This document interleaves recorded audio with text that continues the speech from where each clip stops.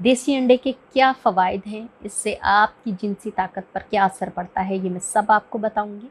अच्छा, बात कर रहे थे हम देसी अंडे की।